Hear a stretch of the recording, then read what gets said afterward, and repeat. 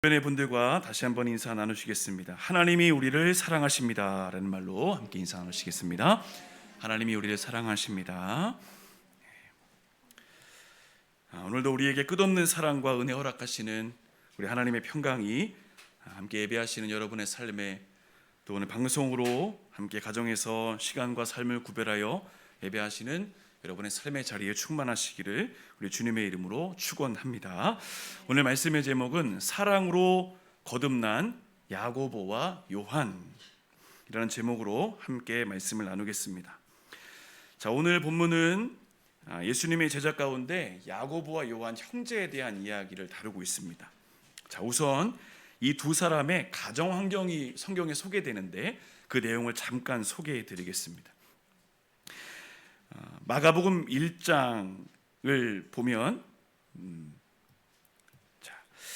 예수님께서 제자들을 부르시는 내용이 나옵니다. 마가복음 1장 16절부터 20절을 보시면 먼저 베드로와 안드레를 부르시고 그 다음에 야고보와 요한을 부르시는 내용이 나옵니다.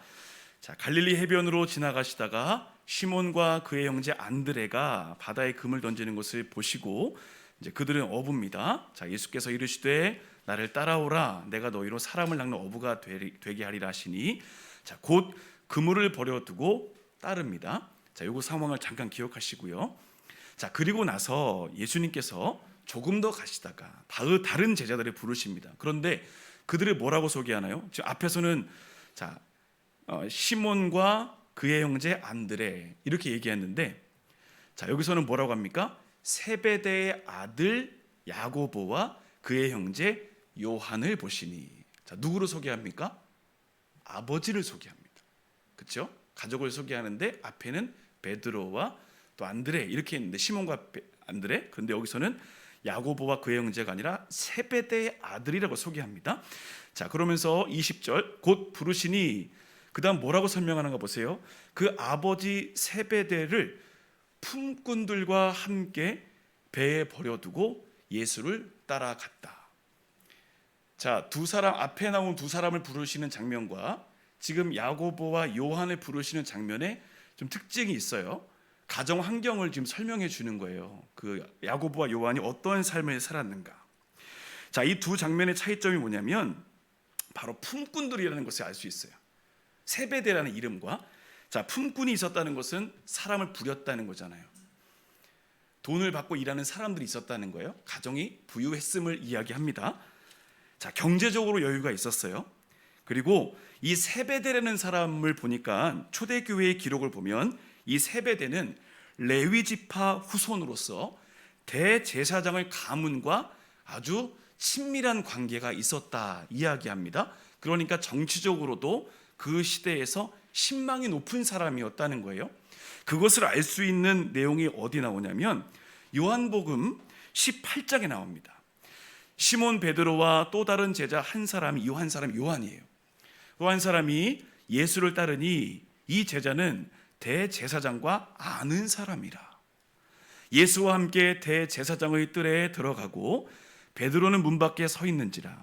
대제사장을 아는 그 다른 제자가 나가서 문 지키는 여자에게 말하여 베드로를 데리고 들어왔다. 자, 예수님이 신문 받으시는 장면이거든요. 근데 그 당시에 제자들은 정치적으로 굉장히 위험한 상황이 있었기 때문에 예수님이 재판받으시는 그 자리에 가면 그들도 체포당할 수밖에 없는 위중한 상황입니다. 그런데 그 상황에서 요한의 말 한마디로 베드로가 예수님의 뜰 안에, 그 재판받으시는 뜰 안에 들어가게 되셨어요. 자, 그만큼 세베대의 아들 야고보와 요한의 집안은 부유했고 정치적으로도 그 지역에서 영향력을 끼치는 사람들이었다. 자, 이런 환경이 성경에서 보여주는 그들의 모습입니다. 자, 특별히 이 사람들의 또 다른 특징이 있어요. 열정입니다. 얼마나 열정이 많았냐면 예수님이 별명까지 지어주셨어요. 자, 마가복음 3장 17절 말씀 함께 읽어보겠습니다. 또 세베대의 아들 야고보와 요한의 형제 요한이니 그 둘에게는 보아너게 곧 우레의 아들이란 이름을 더하셨으며. 자, 우레의 아들, 이 두 사람의 성품이 어땠냐면 폭발적인 성격을 갖고 있었어요. 예수님께서 그들을 폭풍 같은 기질을 가지고 있다, 불 같은 성격을 가지고 있다 말씀하시며 우레의 아들이라 말씀하십니다. 한 번은 예수님께서 제자들과 함께 사마리아 지역을 지나고 계셨어요. 그런데 사람들이 예수님을 인정하지 않고 받아들이지 않는 겁니다. 그랬더니 야고보와 요한이 분노해요. 아니 어떻게 예수님을 영접하지 않아? 그래서 하는 말이 뭡니까? 제자 야고보와 요한이 이를 보고 이르되 주여 우리가 불을 명하여 하늘로부터 내려 저들을 멸하라 하기를 원하십니까? 이 무슨 말입니까? 하나님 이 사람을 다 심판해 버려야 됩니다. 굉장히 불같은 성격을 가지고 있는 사람들이 야고보와 요한입니다. 자, 이렇게 열정적이고 뜨거운 삶을 살았던 야고보와 요한이 이제 우리가 나중에도 이따가 말씀 후반부에 살펴보겠지만 변해요. 어떻게 변하는가? 오늘 그 내용을 함께 살펴보려고 합니다. 오늘 말씀을 통해서 우리에게 주시고자 하는 영적인 교훈과 은혜를 나누겠습니다. 첫 번째로는 편협함의 틀을 깨뜨리라 하는 것입니다. 편협함의 틀을 깨뜨리라. 한 번은 어느 마을로 복음을 전하러 가던 중에 요한이 많은 사람들이 모여있는 광경을 목격합니다. 요한이 그냥 지나가지 않고 무슨 일이 있는가 그 광경을 지켜봐요. 그런데 그 내용을 보니까 이래요. 제자가 아닌 12명의 제자에 속하지 않은 어떤 사람이 예수님의 이름을 빌어서 귀신 들린 사람을 쫓아내는 겁니다. 자, 그 모습을 본 요한이 기가 막히는 거예요. 그래서 하는 일이 뭐냐? 그 반응이 뭐냐면 금지합니다. 이상하죠? 하지 말아라. 끊어버려요. 그러면서 예수님께 뭐라고 말하냐면 요한이 여짜오되 주여 어떤 사람이 주의 이름으로 귀신을 내쫓는 것을 우리가 보고 우리와 함께 따르지 아니하므로 금하였습니다. 여러분 요 지금 그 느낌이 어떠세요? 저 잘했죠? 이렇게 칭찬받고 싶은 마음을 가지고 얘기하는 거예요. 어디 감히 이런 겁니다. 어디 감히 제자가 아닌 사람이 주님의 이름으로 큰일 날라고 이런 지금 뉘앙스를 가지고 있는 거예요. 자, 요한의 말을 들으신 예수님은 그럼 뭐라고 말씀하셨을까요? 예수께서 이르시되 금하지 말아라. 너희를 반대하지 않는 자는 너희를 위한 자니라 하시니라. 어차피 다 하나님의 영광을 위해서 하는 일인데 막을 필요 없다 말씀하시죠. 자, 여러분 요한이 이렇게 행동한 의도가 보이시죠?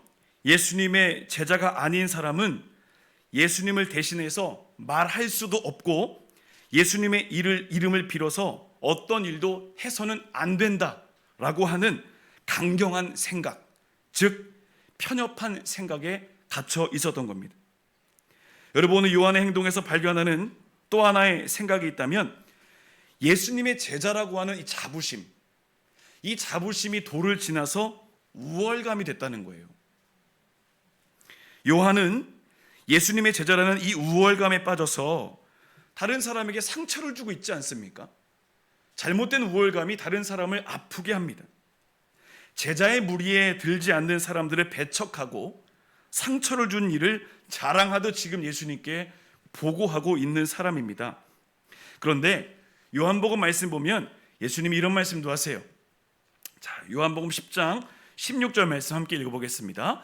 또 이 우리에 들지 아니한 다른 양들이 내게 있어 내가 인도하여야 할 터이니 그들도 내 음성을 듣고 한 무리가 되어 한 목자에게 있으리라. 아멘. 무슨 말입니까? 아직 주님께로 돌아오지 못한 많은 사람들이 있는데 요한이 지금 그걸 차단하고 있다는 거예요. 그러니 그렇게 하지 말아라. 너희를 통해서 많은 사람들이 주님께 돌아올 수 있는 통로가 돼야지. 왜 배척하고 왜 막으려 하는가? 주님은 다시 한번 제자들의 삶을 다루시면서 이야기합니다. 여러분 오늘 이 요한의 모습을 보면 우리가 교회 안에서 공동체 안에서 정말 조심해야 될 게 무엇인지를 깨닫게 하죠. 뭔가요? 바로 무리를 형성하는 거. 이거 조심해야 됩니다. 무리 지어가는 것.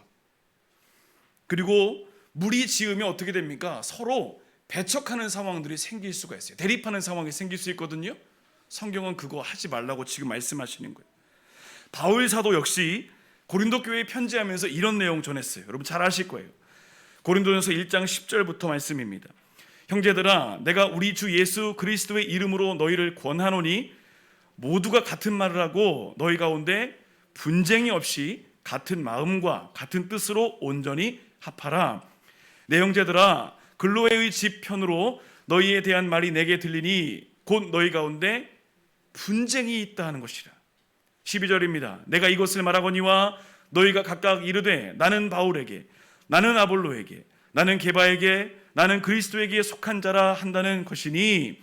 13절입니다. 그리스도께서 어찌 나뉘었느냐?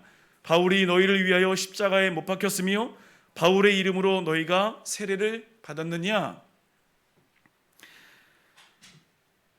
무리 짓지 말라는 이야기합니다. 오늘 요한의 모습도 그런 거예요. 우리끼리, 제자끼리 이게 아니라는 겁니다. 여러분 갈라디아서를 보면 육체에 대한 일에 대한 정의가 나오거든요.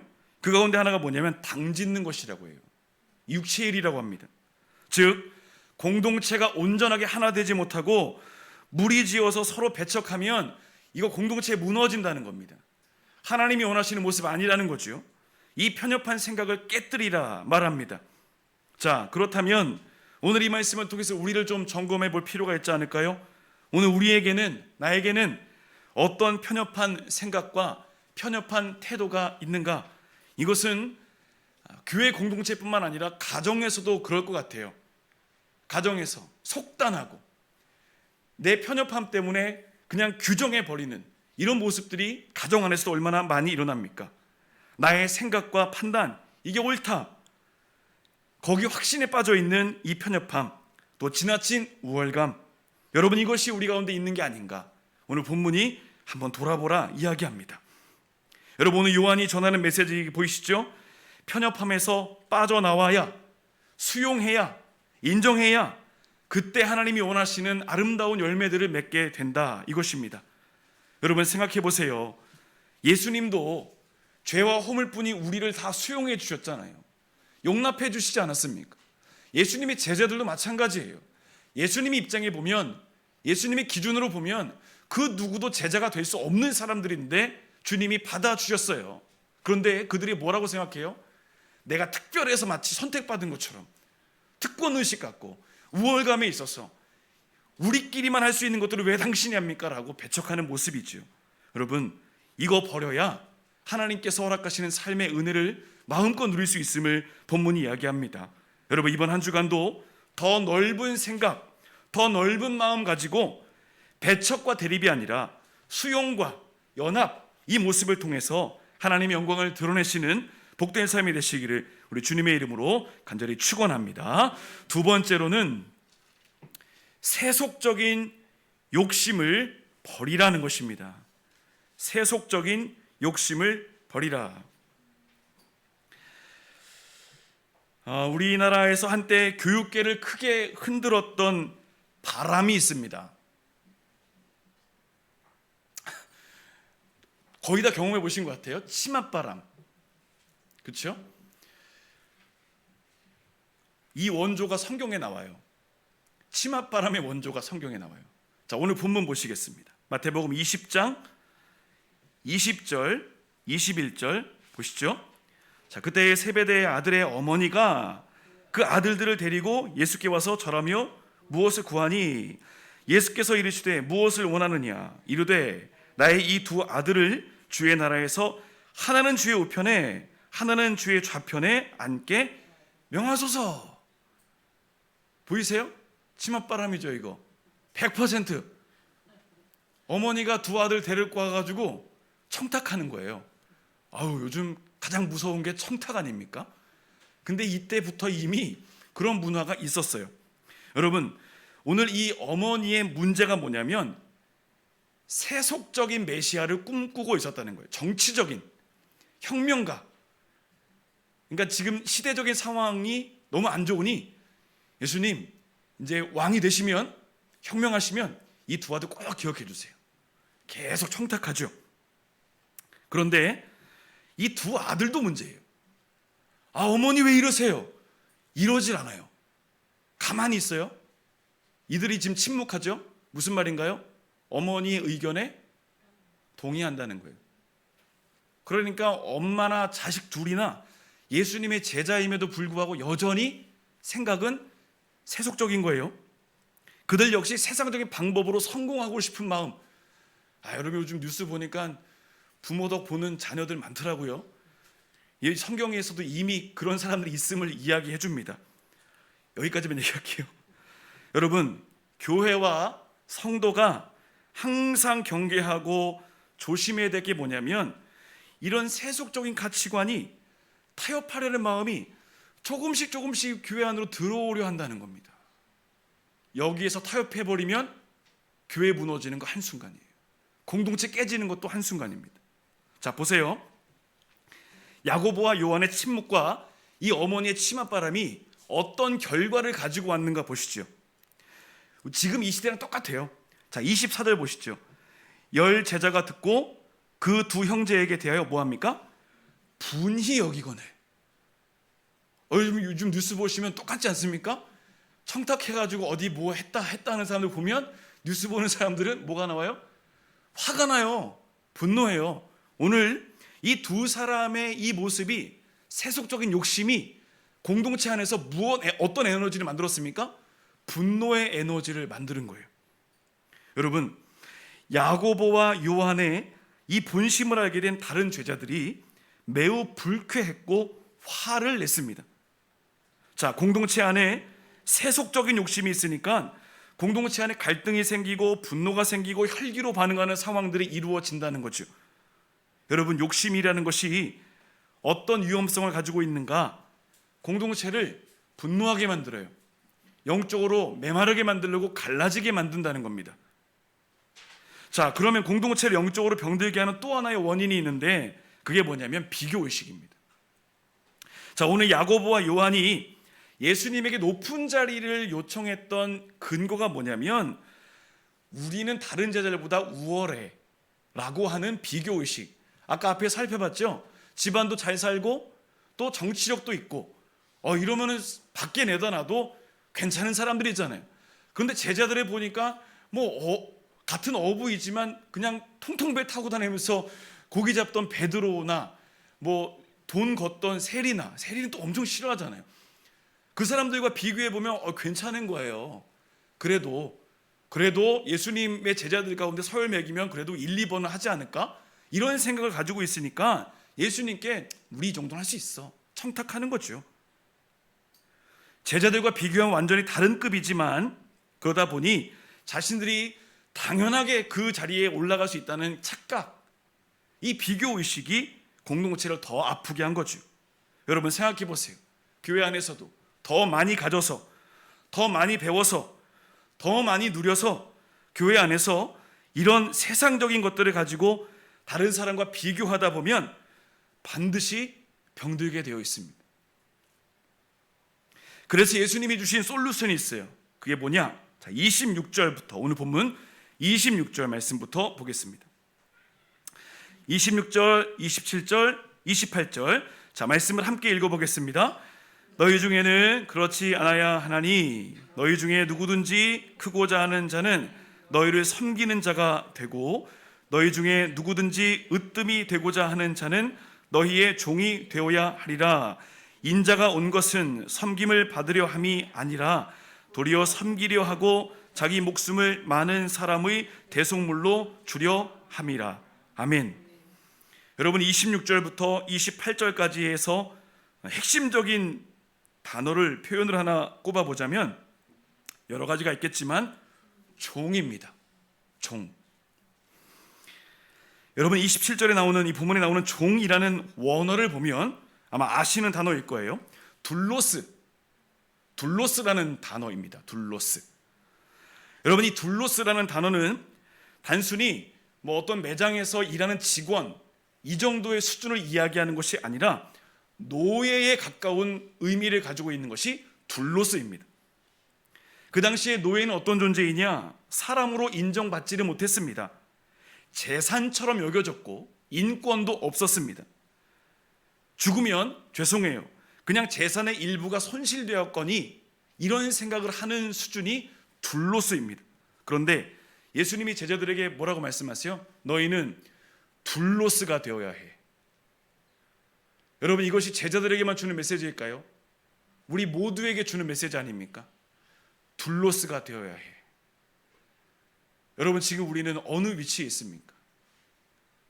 둘로스로 지금 내려가고 있나요? 이 둘로스가 되려면 우리 가운데 어떤 자세가 필요한가? 철저히 자기 자신을 부인하는 것. 나는 아닙니다. 나는 먼지입니다. 이 믿음의 고백이 있어야죠. 그런데 이 본을 누가 보이셨어요? 예수님 보이셨죠. 빌립보서에서 바울 사도가 이야기합니다. 너희 안에 이 마음을 품으라. 곧 그리스도 예수의 마음이니 그는 근본 하나님의 본체시나 하나님과 동등됨을 취할 것으로 여기지 아니하시고 오히려 자기를 비워 종의 형체를 가지사 사람들과 같이 되셨고 사람의 모양으로 나타나사 자기를 낮추시고 죽기까지 복종하셨으니 곧 십자가에서 죽으심이라. 여러분, 오늘 이 본문의 말씀과 예수님이 말씀하신 종이 되어라고 하는 말씀이 매칭이 되죠. 종이 되지 않으면, 둘로스가 되지 않으면, 내가 아무것도 아님을 고백하지 않으면 하나님 나라를 위해 쓰임받을 수 없다는 겁니다. 거듭날 수 없다는 겁니다. 십자가에서 나의 존재가 부인되지 않으면 절대 온전한 그리스도인이 될 수 없다 이야기합니다. 여러분, 우리가 버려야 할, 그리고 우리가 십자가에 못 박아야 할, 여전히 죽지 않고 있는, 여전히 살아서 나를 통치하고 지배하는 자 있죠. 이거 오늘 못 박으라 이야기합니다. 그래야 진짜 주님의 제자로 산다 말씀하시죠. 여러분, 돌이켜보시죠. 완전히 끊어내지 못하는 것, 나를 지배하고 있는 세속적인 가치관들, 인간적인 생각들, 우월감, 편협함, 공동체 안에 혈기를 불어넣는 그런 내 자신감들, 이거 못 박아야, 완전히 못 박아야 하나님의 나라를 위해 쓰임받는다 이야기합니다. 여러분, 이렇게 보면 야고보와 요한은 참 흠이 많은 사람이에요. 그런데 이 흠이 많은 사람들이 변했더니 어떤 삶을 변하는가? 십자가 사랑으로 변했더니 어떤 삶을 변하는가? 자, 요한의 모습을 먼저 좀 보겠습니다. 요한의 경우 주님의 사랑을 일평생 간직하는 사람이 돼요. 그 뜨거움이 일평생 가요. 요한복음 1장 39절, 자, 화면에 있습니다. 말씀 같이 읽어보겠습니다.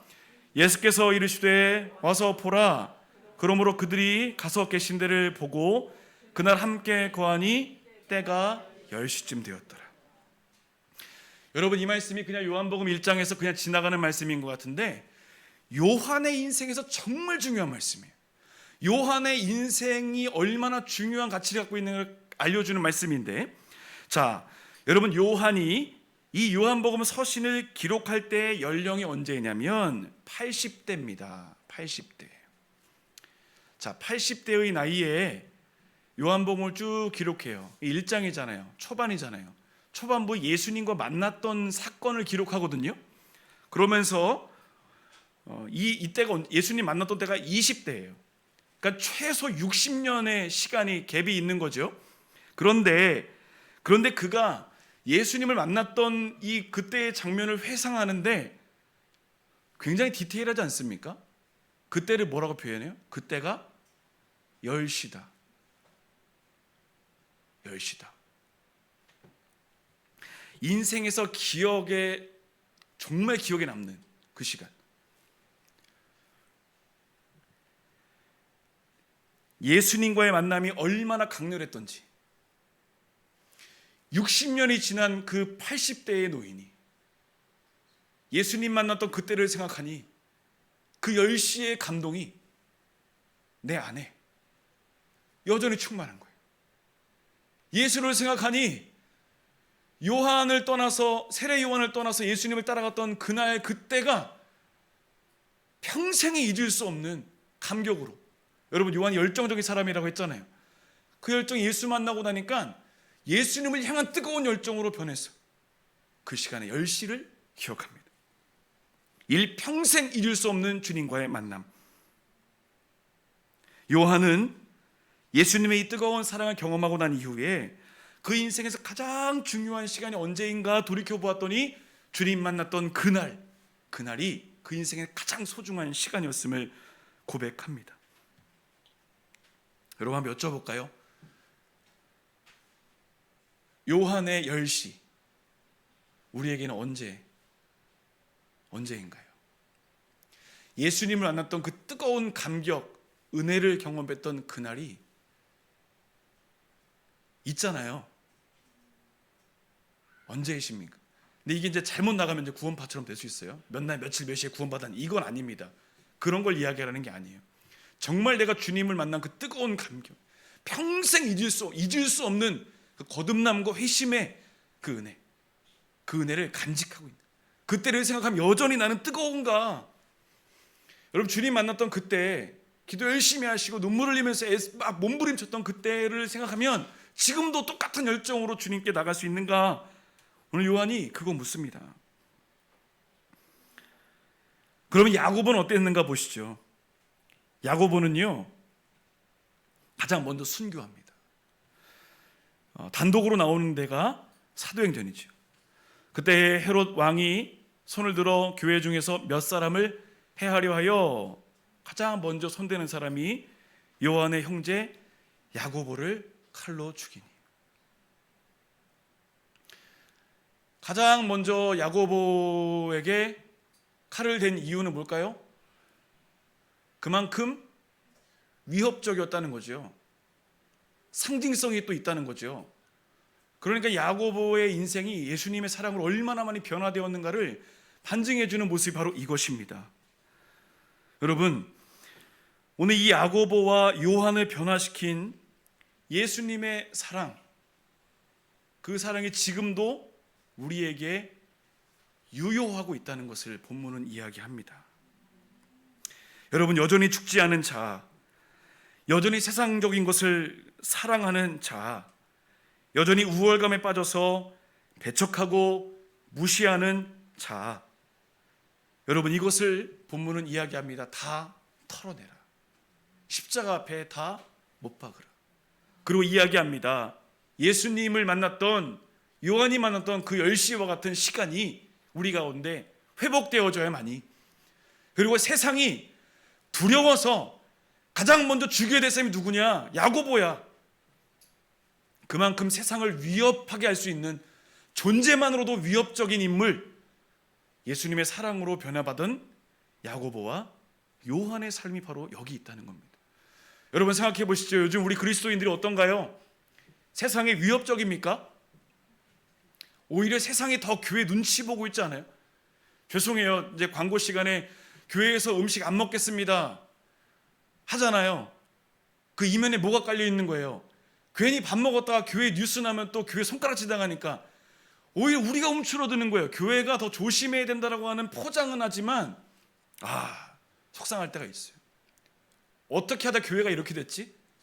여러분, 교회가 이렇게 됐다는 것은 한 사람 한 사람의 모든 교회인 우리 성도가 세상을 여전히 두렵게 하는 게 아니라 우리가 세상을 두려워하며 살고 있지 않은가? 오늘 본문이 이야기합니다.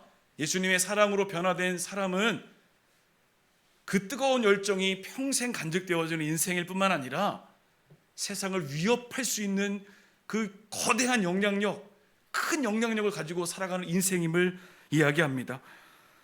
여러분, 세상에서 어떤 정치적으로 경제적으로 뭔가 행세하세요 이게 아니라 믿음으로 살아가는 그 한 걸음 한 걸음이 세상을 위협시킬 수 있는 충분한 존재가 될 수 있는 하나님의 사람 되라. 오늘 본문이 우리에게 도전하고 있습니다. 여러분, 이번 한 주간 먼저 십자가 앞에서 나의 모든 존재들을, 연약함을, 자아를, 자부심과 자긍심, 그런 모든 것들을 다 못 받고요, 나는 아닙니다, 주님만 있으면 됩니다 라고 하는 믿음의 고백을 통해서 예수님의 뜨거운 사랑 가슴에 품으시고 세상이 감당할 수 없는 하나님의 사람, 능력의 사람으로 쓰임받으시며 하나님께 영광 돌리시기를 우리 주님의 이름으로 간절히 축원합니다.